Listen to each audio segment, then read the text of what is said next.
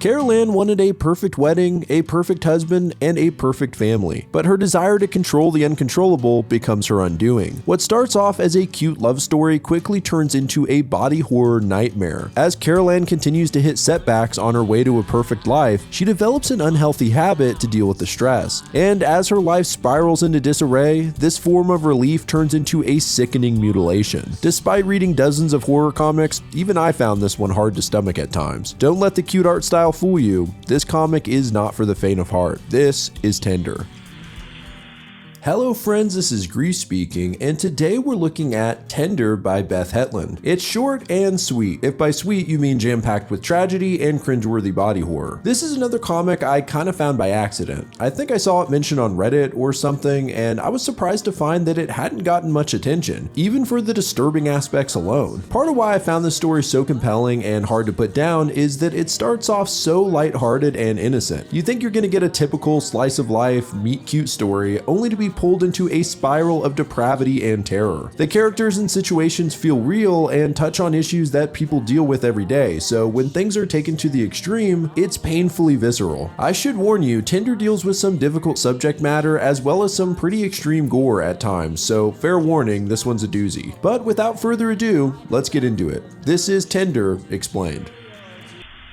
Tender begins at the end of the story. A disheveled, scrawny woman sits alone in an apartment building, singing ominously to her pregnant belly. It's really off-putting for some reason, and trust me, it's actually way more disturbing than you could imagine once you get the full backstory. So let's jump backwards a bit. Carol Ann and her husband Lee are trying for a baby when the day finally comes that they get a positive pregnancy test. Carol Ann is ecstatic and can't stop watching the likes go up on her announcement post. We fast forward to the end of her pregnancy, and Carol Ann is happy to quit her job, anticipating the life of a stay-at-home mom. Her boss tries to convince her to come back after maternity leave, but she's got her mind set, and he congratulates her. Lee helps carry her things from the office as they take the train home. Along the way, Carol Ann points out all the things she's not going to miss about her daily commute. When they get back to their apartment, Lee asks what's for dinner, and Carol Ann picks up the cat before playfully declaring cat loaf. This seems like a fun little exchange, but it's actually really disturbing foreshadowing for what's to come. Carol Ann starts to make dinner, and while most of this comic is drawn in shades of blue, meat, flesh, and blood are shown red. The contrast makes even this steak look freaky. Now, up to this point, this comic seems like a wholesome slice of life until you get to this page, when we're hit with a nightmare scene. It's a mashup of images full of pain and destruction, like dilapidated buildings, a bug crawling out of another bug in a bloody mess, and worst of all, get ready to cringe, Carol Ann has a hangnail and starts pulling on it. Not only does it pull some of the skin from the end of her finger, she just keeps pulling until a long strip of skin tears off down her hand. These three images managed to freak me out more than most horror manga I've read. It's detailed and disgusting. Luckily, this is just a dream, and Carol Ann wakes up crying. Yeah, I would too. Lee comforts her before heading off to work and congratulates her on her first day as a stay-at-home mom. In a charming montage, Carol Ann does some cleaning and sets up the nursery, preparing the apartment for their new arrival. The days go by, and it starts to feel a little like Groundhog Day while Carol Ann waits for the baby. She stops for a moment and looks at her and Lee's wedding photo. This leads to a flashback where we learn how the couple met. Living alone, a younger Carol Ann scrolls through Instagram, envious of her friends who are all getting engaged, married, and having kids. She tells the cat that one day she'll have all of this too, and it won't just be the two of them anymore. At work, Carol Ann's co-worker Taylor makes fun of her for her strange lunch, where she buys multiple sandwiches and combines the different meats into a Frankenwich. Then, while she should be working, Carol Ann scrolls on Facebook and secretly prints some images off. Back at her apartment, we can see what she was up to, cutting the heads off of some marriage photos and replacing them with her and her office crush, Lee. I'm all for arts and crafts, but that's a little creepy. The next day, while she eats her monstrosity of a sandwich, Taylor brags about going out of town for the weekend with her boyfriend. Carol Ann notices Lee in the next room and zones out completely. At her desk, she writes his name over and over again like a high school girl. Turns out he works in the cubicle next to hers, and she waits patiently for him to leave so that she can accidentally run into him on the elevator. They exchange a glance, and Carol Ann blushes. Outside, it's raining heavily, and Carol Ann doesn't have an umbrella. Luckily, Lee does, does, and he walks her to the train, sharing his. They have a pleasant conversation up until Lee gets to a stop, and despite being soaked, Carol Ann is smiling ear to ear. Unfortunately, we're hit with another insane nightmare sequence. Once again, there are various disturbing images. Carol Ann is trapped in a cavern. She starts coughing and finds a clump of hair on her tongue. Then she pulls a massive fur ball out of her throat and spits it onto the ground in a puddle of blood. Jesus. At the same time, the cavern is filled with hair, and Carol Ann finds her shadow in a pool of water, which she smashes with a rock. We also see where the fur came from as she licks her cat furiously. In the final image, Carol Ann lay dead with her actual face smashed in with the rock that she threw. It's absolutely bizarre and terrifying, but it does a great job of feeling like a real nightmare. Carol Ann wakes up from this horror, and while real life isn't as disturbing, we do get kind of a creepy and sad sequence. After waking up, Carol Ann immediately scrolls on Instagram and afterwards looks at herself in the mirror saying congratulations over and over as if she's rehearsing it. Although, as she does, she begins to cry. She continues this while she takes a shower, and it's really off-putting. Well, we find out why she's doing this at work. Apparently, when her office friend Taylor went off on that trip with her boyfriend, he proposed, and Carol Ann was rehearsing her congratulations. It's clear that in reality, she's extremely envious. As she walks back to her cubicle, she begins to bite her nail until it tears off, leaving her finger bloody. Then, it's pretty gross, but she chews on the nail and swallows it. After her shift, Carol Ann runs into Lee in the elevator again, and it seems like he's just as into her as she is him. Before they leave the building, Lee nervously asks her if she'd like to get a drink sometime, and they exchange numbers. Jumping ahead, it's date night, and Carol Ann puts on her best lipstick and black dress. Dinner with Lee goes really well. They hit it off and afterwards go on a romantic walk, eventually ending up back at Carol Ann's place. They hook up, and then there's kind of a creepy shot of Carol Ann just standing naked by the bed staring at Lee, Paranormal Activity style. After a few dates, Carol Ann and Lee are officially an item. At lunch, Taylor can't stop talking about the upcoming wedding, and you can tell it bothers Carol Ann as she breaks her sandwich up into small pieces. The months go on, and in a montage we can see the progression of Carol Ann and Lee's relationship through the seasons until finally the day of Taylor's wedding comes. After the bride and groom's first dance, the floor opens up. While they dance, Carol Ann won't stop staring at the bride and making comments about how happy she looks and that she should be so lucky. It's a little pointed, and Lee gets annoyed, walking off the dance floor to have a drink. Carol Ann is pissed and chastises him for ditching her in front of everyone. They get into a big fight while the bride and groom cut the cake, and Lee wonders where this wedding obsession came from. Later in the bathroom, Carol Ann pulls on her hair out of frustration and, in a pretty gruesome sequence, rips a chunk of hair from the side of her head. Then, with skin still attached to the end of it, she puts it in her mouth. I rarely get close to gagging when reading comics, but for some reason this one really gets me. And trust me, it just keeps getting worse. It seems like Carol Ann has some sort of autophagia disorder, injuring and consuming parts of her own body to relieve stress.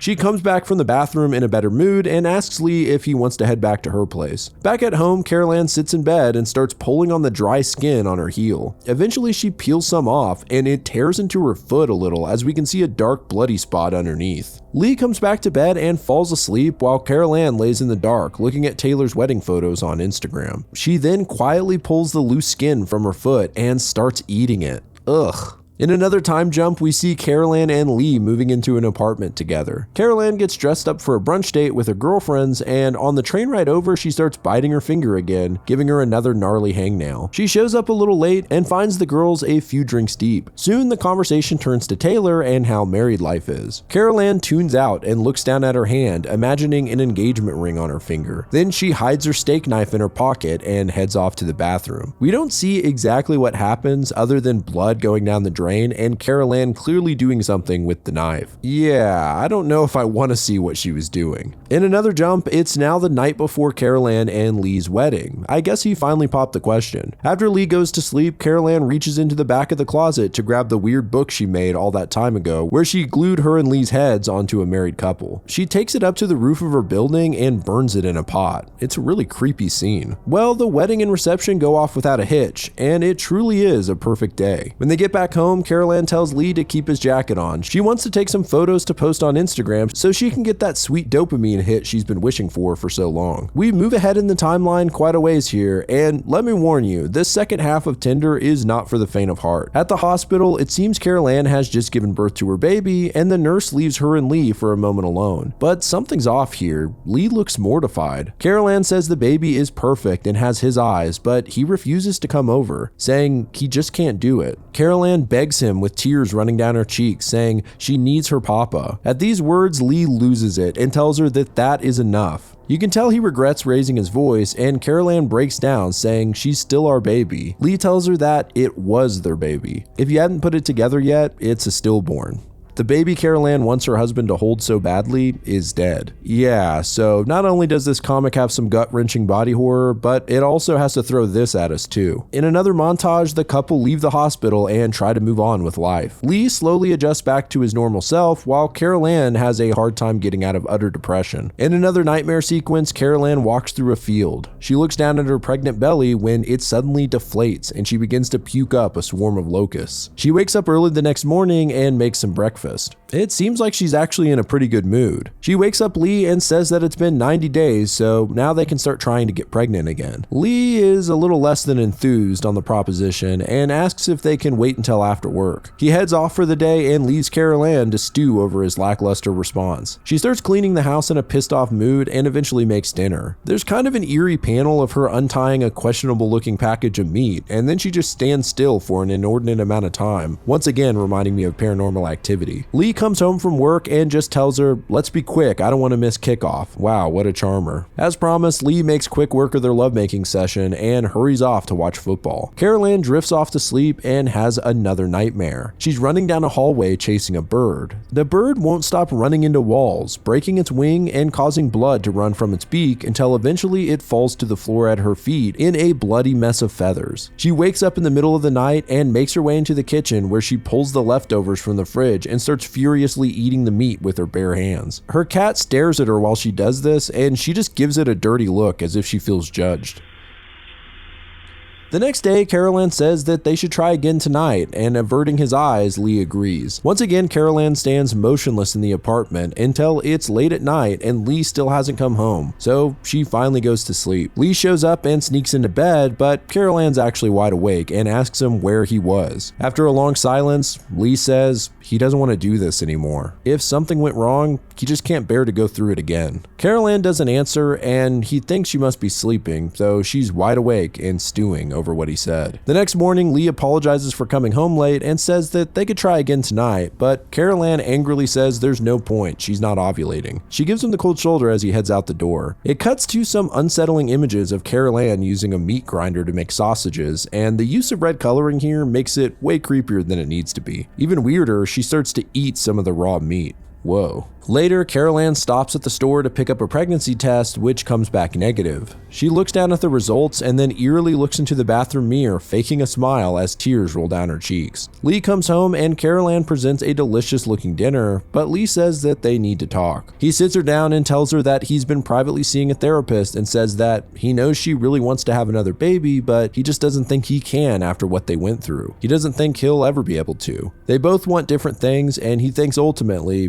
this isn't going to work. So in a sad montage, we see Lee moving out and signing divorce papers, leaving Carol Ann alone with the cat, back to having none of the things she'd hoped for all those years ago. She feeds the cat some food, and watching it eat the meat for some reason pisses her off. She picks up the cat and starts petting it. Tears well up in her eyes and she starts to look angry. At the same time, she starts getting a little too aggressive with the cat, petting it way too hard. Some time passes and Carol Ann sits in silence in the living room. A fly buzzes by her and she smashes it before putting it in her mouth and eating it. We can also see that her hand has band-aids all over it, and she has multiple tears around her fingers, likely from chewing on them. She gets a text from her group of gal pals who all want to meet up again, and we're hit with yet another nightmare sequence. This one is full of all kinds of weird and disturbing images that are kind of hard to explain. There's some smashed bugs, a dead baby bird, and some weird body horror, like Carol Ann's mouth fusing together, and eventually her ripping off her own face. There's a lot going on on here, and you could spend a while just examining these pages. At the get-together, the girls speculate on what's going on between Lee and Carol Ann before she shows up looking not so great. They're immediately taken aback by the multiple bandages covering her hands. Seems like things have escalated. She just tells them that she accidentally burnt her hand in the kitchen, and one of her friends is clearly skeptical, saying that they don't look like burns. But they change the subject and ask why they haven't heard from her in so long, clearly trying to bait her into telling them what happened with Lee. She gives in and says that this is as good a time as any to tell them she's pregnant. The girls congratulate her, except for the skeptical one, who senses that something might be wrong. She tells Carol Ann about her OBGYN and suggests that she go get it confirmed. Later, Carol Ann goes to the doctor her friend recommended. Despite claiming that she had several positive at-home pregnancy tests and not having a menstruation period for 3 months, the doctor regretfully informs her that she isn't pregnant. She says that she'd like to do some more tests because the missing menstruation may be a signal from her body that something is really wrong. Carol Ann anxiously bites her fingers over the news and heads back home. When she gets there, she opens up a drawer full of pregnancy tests, all of which are negative. But Carol Ann gets out a Sharpie and starts marking the lines, changing them to positive obsessively. So Carol Ann never had a positive test to begin with, and this confirms that she is completely delusional. She makes herself dinner by heating up a strange-looking slab of meat with a slice of cheese on top. And as she bites it, there's a weird crunching noise, and she keeps reaching in her mouth to pull something out. At the same time, her friend calls her, and Carol Ann tells her that the doctor confirmed it. She's 12 weeks pregnant. On her plate, we can see what she was pulling out of her mouth. It looks like small bits of bone or teeth or something. I don't know if this is her teeth or bones from something that she cooked up, but it's making my skin crawl, and